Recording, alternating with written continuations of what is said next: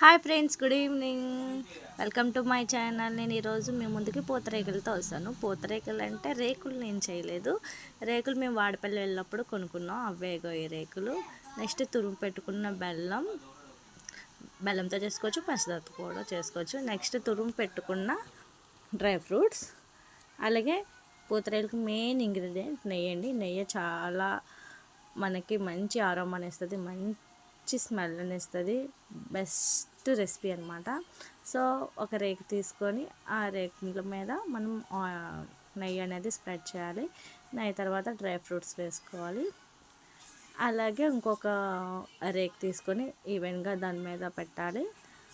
Next బెల్లం, తురుము పెట్టుకున్న బెల్లం. ఈ బెల్లం ప్లేస్లో మనం పంచదార కూడా పొడి చేసి వేసుకోవచ్చు. బెల్లం అంటే హెల్త్కి చాలా మంచిది, ఐరన్ వస్తుంది కాబట్టి. సో ఇప్పుడు మళ్ళీ డ్రై ఫ్రూట్స్ వేసుకోవాలి బెల్లం తర్వాత.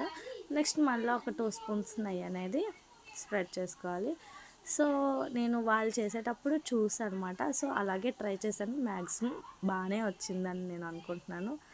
సో పూతరేకులు అలాగా మనం చూడండి, అలాగా ఫోల్డ్ చేసుకోవాలి. ఫోల్డ్ చేసుకొని టేస్ట్ చేయాలి. చూడండి అలానే వచ్చింది కదా, మీరు తినండి. ఆ తర్వాత నేను టేస్ట్ చూసి చెప్తాను. సో చూడండి, నేను తింటున్నాను.